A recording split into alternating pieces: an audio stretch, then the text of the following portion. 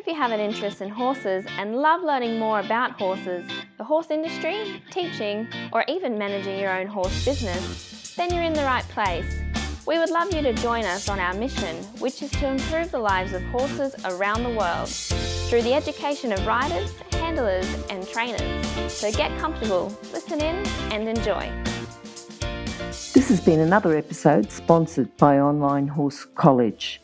If you haven't had a look at the wide variety of equine-specific accredited courses, then go to onlinehorsecollege.com and I'll see you over there. Our guest today is Wendy Schaeffer. Wendy's ridden at an international level in both show jumping and eventing. She was an Olympic 3-day event athlete at the Atlanta Olympics and was a gold medalist. In doing that, she set another record. She was also the youngest female to win Olympic gold in equestrian 3-day eventing. She's represented Australia in Nations Cup as a show jumper.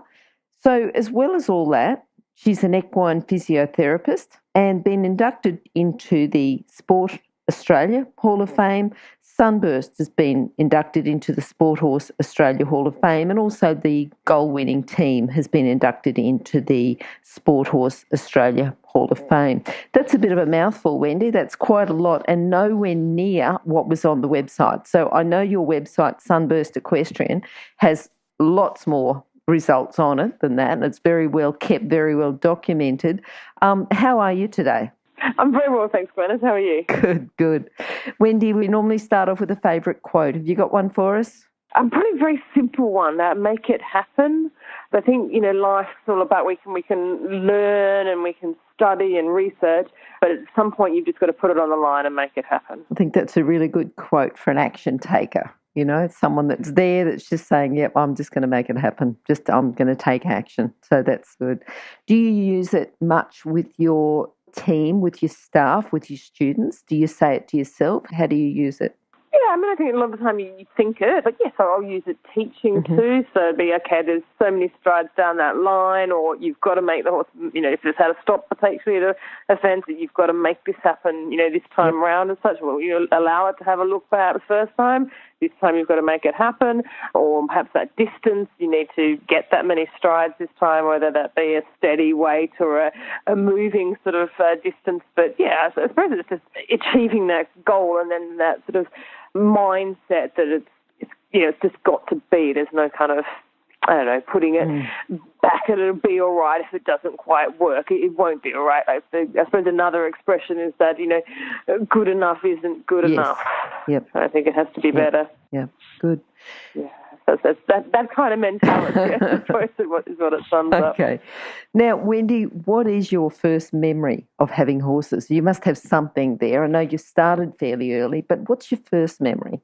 Oh, gosh, I think a really funny memory probably, and what I was sort of a bit scared and embarrassed probably, is being in a hunt field, or mine isn't even been like a children's hunt with my mum sort of trying to help me on a bit of a very green, and not so much naughty, but just this very green pony. And anyway, I've ended up out the front door, no doubt, but landing in a cow patch. So that was a bit of an early, scary, embarrassing memory. All right.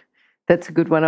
So you can't remember the first time you were ever on a horse? I think you're one of those people that people dream about, from a horsey family, but that doesn't necessarily make you a rider just because you're from a horsey family, because a lot of people from horse families don't go on and become riders. No, I suppose for me it was a natural progression. Obviously, and I see photos, obviously, as being a young child being lunged on, my mum's big horse that was her, her event horse that went to the World Championships later, and I couldn't have been much more than, 2 or 3 years old or something at the time, quite small up on top of this big horse sort of thing. But I can't say I really, really remember that. I suppose I just remember horses always being part of my life and always wanting to be up at the horses, and I suppose probably, just in the way really, but just always sort of there.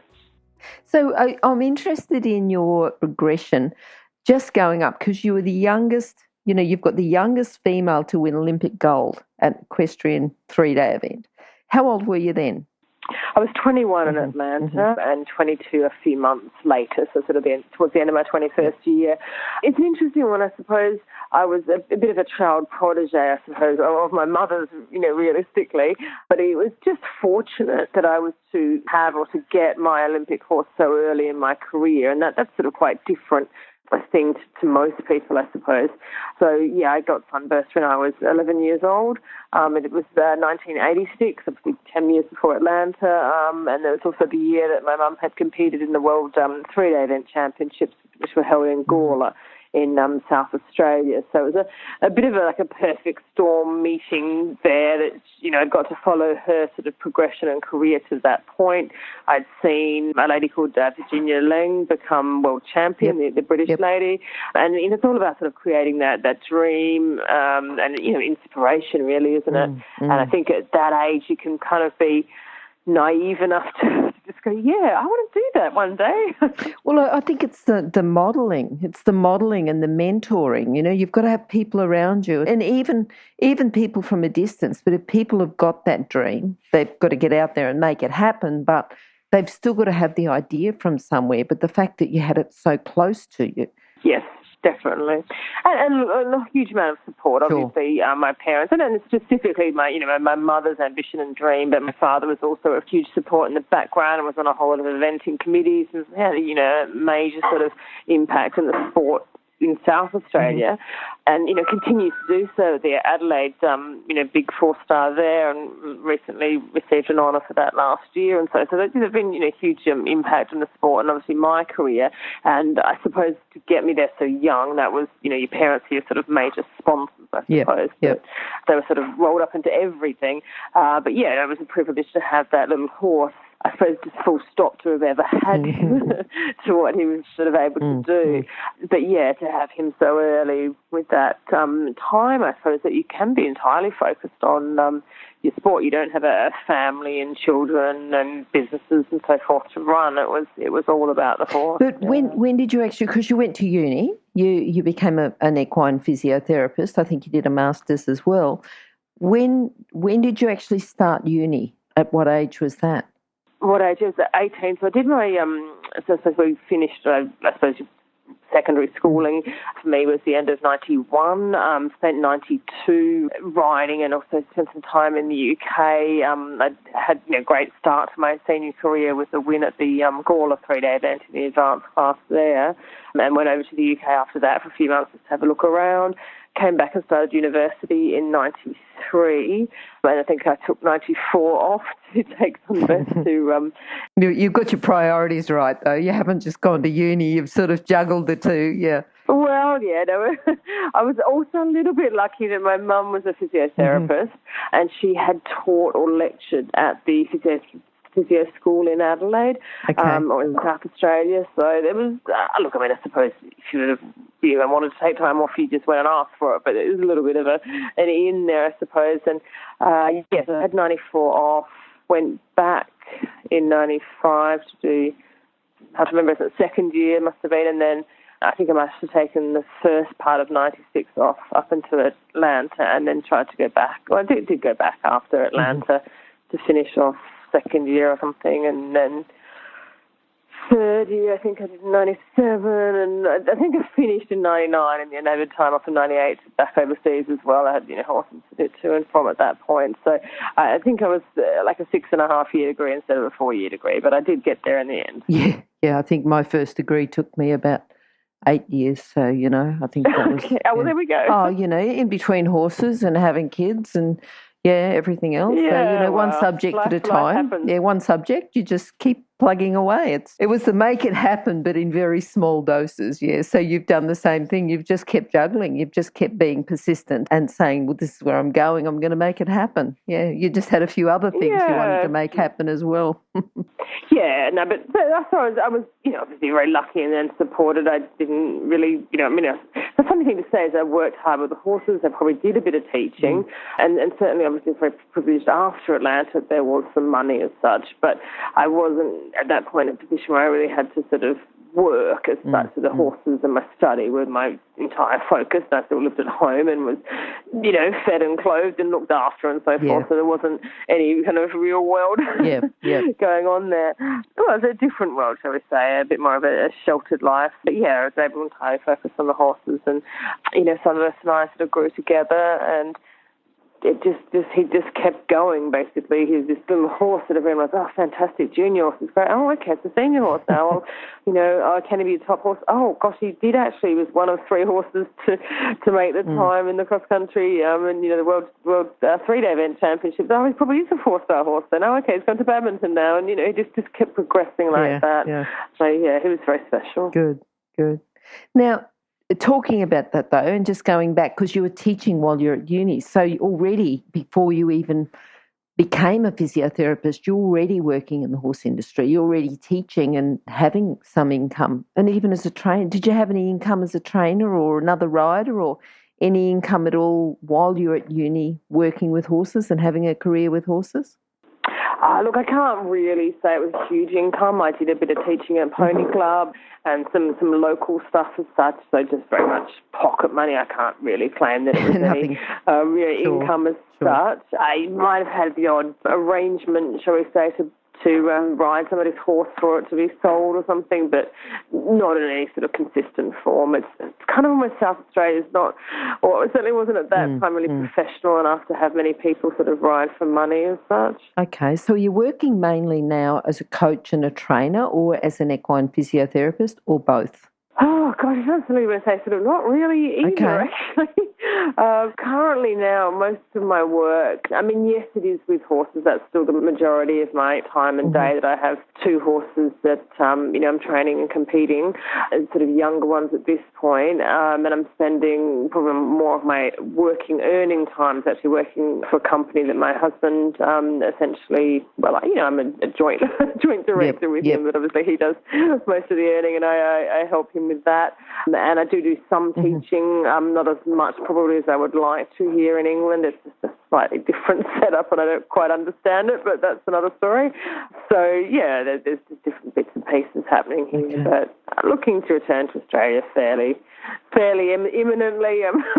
Good. Particularly after this last sort of Arctic weather we've had over here. It's just like, okay, right, I need to get back to the good country as such. Yeah. Now tell me, if someone wants to work with horses, tell me about the core skills or the character traits they need to just commence in the horse industry. If you want someone to work for you, what sort of skills would you be looking at?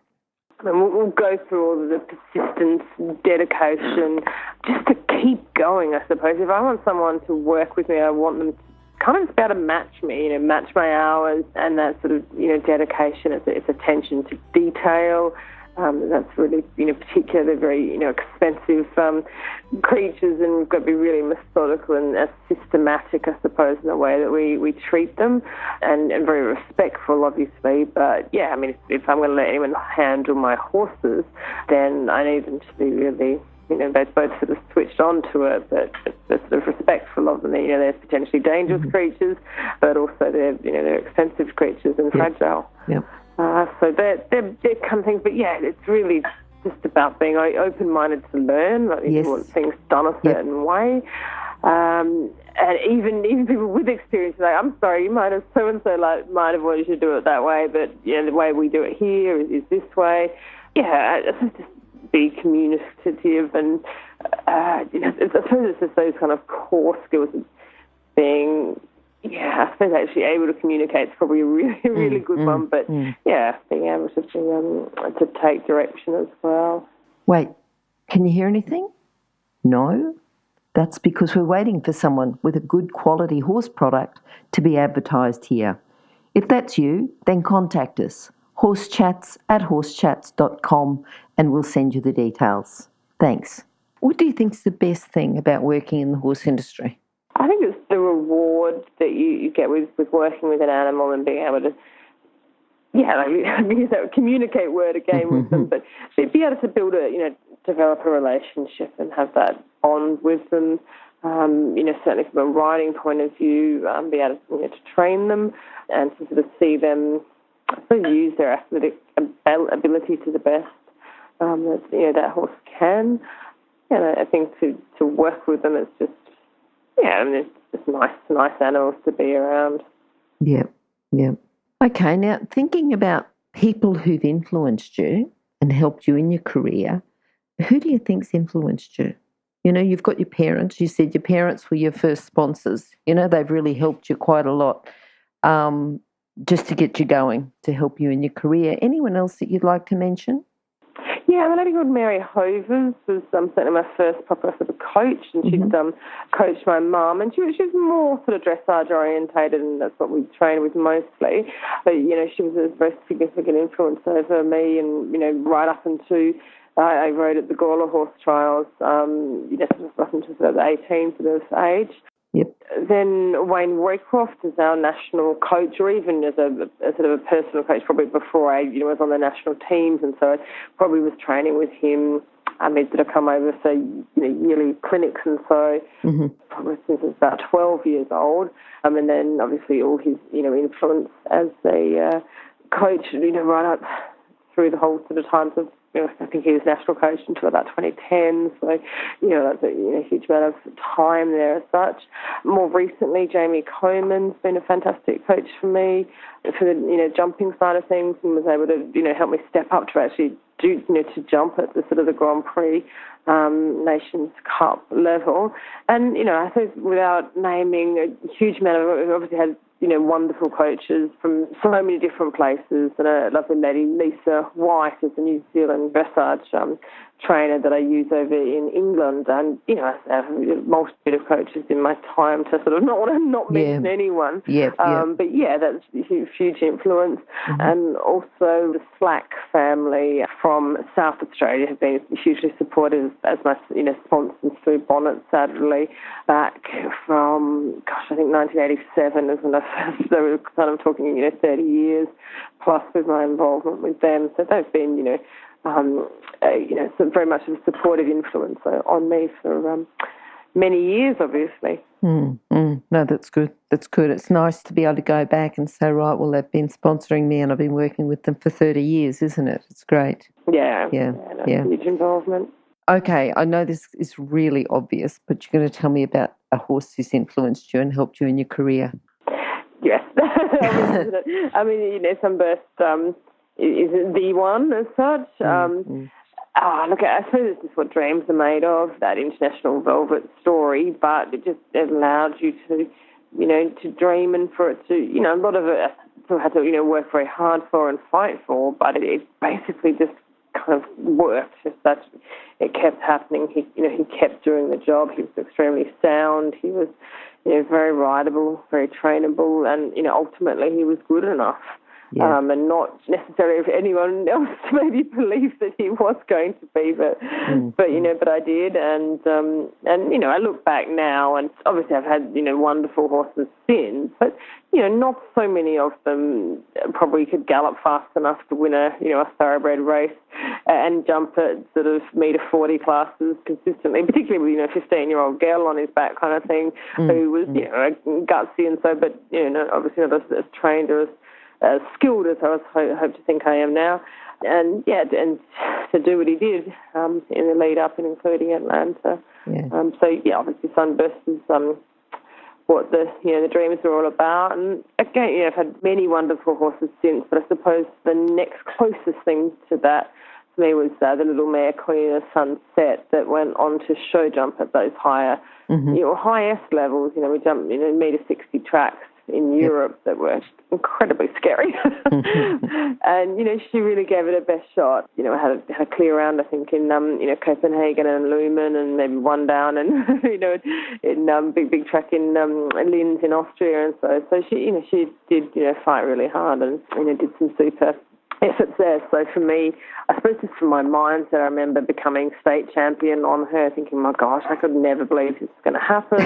And then, to go and be runner-up at the national championships and win the Grand Prix and a few things like that a couple of times. And, just those things when you actually, win something of, the really huge significance. And, even beating Chris Chugg and Vivant was a big sort of step. They'd done so well in the European the World Cup final and so forth, and to be able to beat them. And so, so there's different things. But she gave me the sort of capacity to do something that I didn't really think was possible, even after all the the eventing success, to actually then go and show jump at that level, because it's quite a different sport, I suppose. Yes. I mean, I know there's show jumping in eventing, but the heights are quite different, and the competition's quite different when you're at an elite level. Yeah. It's a different game, and the jumping game, the money is phenomenal.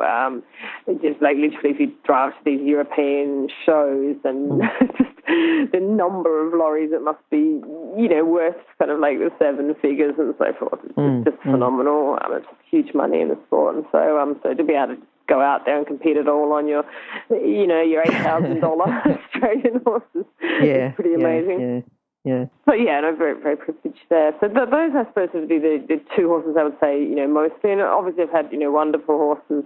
Dancer that, did badminton recently in 2014, was the only horse to, show jump and cross country clear rounds. But, I've been privileged to have been on, many, many really good horses. So those two would be sort of standout ones. I was going to say, with Sunburst too, no coincidence then that you called, you've got Sunburst Equestrian. No, for sure. His name would be in quite a few things that relate to me, yes. Okay. Tell us about your proudest moment. Was that Atlanta? Oh, look, obviously, it's a wonderful achievement from a competition point of view to go to an international competition where kind of everyone's there. So although it's awesome to obviously compete at the badmintons and Kentuckys and Burleys that I've been, fortunate to do, you won't have like every single nation, I suppose, that's best there. So to be in an Olympics with every, best sort of, I think there were 63 horses in that team competition. So not only obviously to be part of the gold medal team was it's a huge, phenomenal public thing, but for Sunburst to also be head of that table, that, he was the best horse on that day. So that was definitely the proudest moment from a competition point of view. Yeah, absolutely. Yeah. So thinking about where you are now, what's been the biggest challenge, whether it was through when you were competing, I don't know, just thinking about what you have achieved. What's been your biggest challenge? Because it hasn't all been just easy, I'm sure. I'm sure there's been challenges along the way. Look, I think, yes, the challenges along the way is perfect sort of description. I suppose it's dealing sort of with injuries, and most of the time, realistically, not sort of being able to overcome them, whether that's yourself or the horse. So I suppose to have overcome that challenge going into Atlanta of having basically a broken leg that I needed to get plated and screwed up to be able to do that was quite amazing. So that was sort of the major sort of challenge overcome on that front.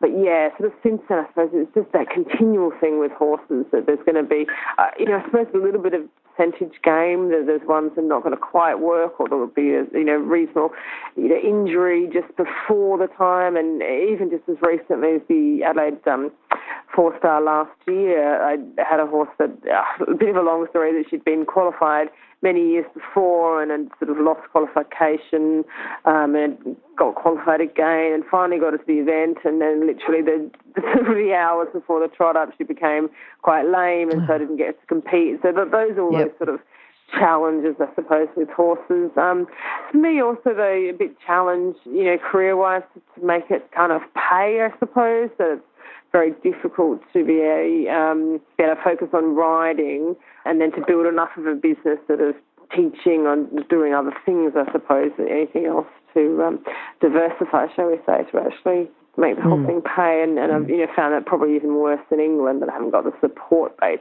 here or own property or things like that I do in Australia. So, there's definitely challenges from that front. Yeah. I think a lot of people find that, is that the income's there for the coaching. So as far as the income and the job is there, it's then when you turn around and pay for the competitions, that's sort of where you've just got to find that the balance, you've still got to have enough to live on and go to competitions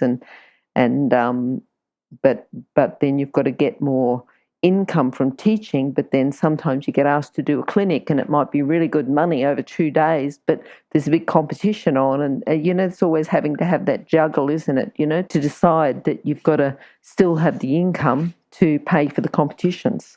Yeah, no, definitely the balance is tricky. So not an easy game like that. But then, working full-time doing something else doesn't really give you the time or money necessarily either. So. Yes, that's right. That's exactly right, yeah. Long days with horses, but if you work full-time and you've got horses as a hobby, you've still got long days with horses. Yeah, long days, very long days putting the horses around the outside of it. So. Yeah. Okay.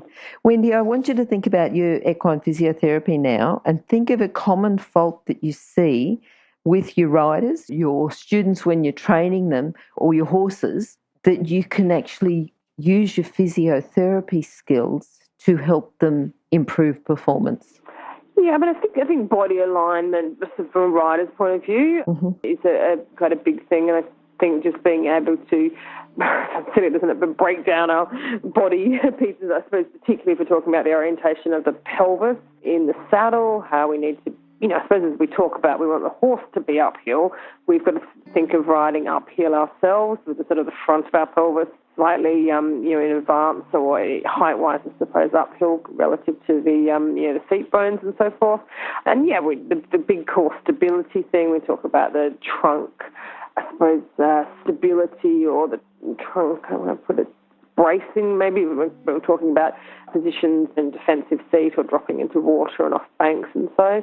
Again, a little bit of that orientation thing with the horse also that we say, okay, they need to be uphill too, that anatomically they are built downhill. They're 55, 60% of their body weight is downhill, so we need to talk about those sorts of things. And I do just some other amazing kind of facts, I suppose, that come into your teaching and talking about them, just to give people, a good understanding, I suppose, of the biomechanics and so as to how the horses think and move, and just amazing things like how far down their fetlocks come to touch the ground, or the energy systems involved in the tendons and so forth, and how that sort of energy recycling as such happens with the the tendons and the motions, and those sort of I suppose holistic sort of things about the horse, but just. I suppose a bit of it's neurological too, about how the connections work in a horse's brain as to how it sort of feels something and to create movement. So I suppose I probably have just a slightly more analytical, anatomical, physiology sort of look or feel about things. So I find it really interesting myself. So I'd like to be able to pass that on to someone as well. Teaching. Oh wait, before you go, if you're an equestrian coach or a horse riding instructor, or even if you aspire to be one, have a look at the free video series for horse riding instructors on the Horse Chats website. Go there now, have a look, horsechats.com. So when you're teaching, you obviously incorporate a lot of the physiotherapy into your teaching. Yeah, I wouldn't say it's all about that, because again, it comes down to the making things happen a bit. That, this is what we need to do, but almost a little bit of an aside thing. So I suppose it depends on different circumstances. So if we're talking about a rider, we want to see how the horse goes, what they can make the horse do. Okay, but this is also what I'm seeing about you, that if we can change this and this, you want to have the be more effective, I suppose, on the horse, and you're going to sit better, be more comfortable for the horse. So there's that sort of thing that I suppose is more sort of core, but jumping, for instance, would just I suppose just it'll be more of a different aside, I suppose. Again, it's just relevant to the circumstances. If specific things happens, I might be like, well, okay, that's exactly why this has happened, or can you imagine from the horse's point of view, is the situation, and so it is variable, but I suppose it's just having a broader sort of knowledge base and experience base to be able to draw on. Yep. All right. Now, can you recommend a book to our listeners that will complement their training? Gosh, there's so many books to sort of go, and these days And, inspirational ones too, I think, are really, really important. Mm-hmm. But, there's some sort of German textbooks that will give you, your recommended reading for your instructors. Is that like Principles of Riding? Yeah, so that, I mean, I couldn't pick one particularly. Franz Moringa's book Yes. is very good Australian one. But, just I suppose I would say the inspirational ones, picking books too that, probably different people have got them out, but I suppose as a young girl growing up reading Lucinda Green's, I think Foursquare was probably the first one I read of hers, and Regal Realm too, I think there's Australian horse, wasn't he, that he won his world champion on. So they were, inspirational books for someone you wanted to model yourself on and, see what she did. So, I think that's important too. And remember, you can find all the books recommended by our guests at horsechats.com/books. You can have a look at the guest page for the individual book they recommended, or just look at the recommended books by order of popularity at horsechats.com/books. Yeah, I'm just thinking, Foursquare and Regal Realm, they would have been a good inspiration for you as you're sort of approaching and eventing, and they would have been good, Yeah, definitely. I don't think we've had them. I mean, I've read them both myself, but I don't think we've got them as any of our recommended books. We've got all our recommended books on horsechats.com and go into recommended books, and they're done in order of popularity. And I know that the Principles of Riding is up there, and also Franz Moringa's book, Horses Are Made to Be Horses. I know it's right up there as well, but the Lucinda Green ones, I think they might be down the bottom, but only because not enough people have recommended them yet. But that might just remind people to that they're there and they're available and good reading. Yeah. Great. All right, Wendy, you said before that you're looking at moving back into some warmer weather. Is there what else are you looking forward to? Look, I think both my husband and I just ready to come back to Australia. Fortunately, he's English, and I met him in London before my during my campaign for the London Olympics, and that was literally the reason why I came back and lived in this country. But fortunately, he's got an Australian passport. He was born in Australia and lives there until he was a young teenager or whatever. And so so we're looking to. I suppose return to Australia, make a different, just back to a sort of a life back on the farm and the property. That's sort of, it's always a process to do that. It's not like going to be tomorrow, but that's the hope. Something to look forward to. Yeah. Okay, now Wendy, before we go, can you summarise your philosophy with horses? Enjoy them. It's a privilege to work with them. And believe in your dream of what you want to do with them. Yeah. Okay. I think for someone who's believed in their dream and made it all happen, I think it's been a very good interview, and I've certainly enjoyed talking to you, just sort of bringing back some sort of memories, some of the things that you were talking about. I think, I remember that. Yep. So I think that's really good. And I'm sure that everyone else has listened to it too, and hopefully we've inspired someone else to sort of go out and win Olympic 3-day eventing gold. So that would be very good if they, in their podium speech, they say, yes, well, I listened to Wendy and, that inspired me. That'll be really good. Super. Okay, thanks, Wendy, for talking to us, and hopefully we'll talk to you again sometime soon. Fabulous. Okay, bye. Okay, thanks, Dennis. Now, if you're still there, you probably know that I'm absolutely passionate about education within the horse industry. That's why I host this podcast. My other venture is Online Horse College. Have a look now at onlinehorsecollege.com, and I'll see you over there. Remember that our comments and instructions are general in nature and do not take into consideration your individual horses or your individual ability and circumstances. If you enjoyed this podcast, then please leave your comment below.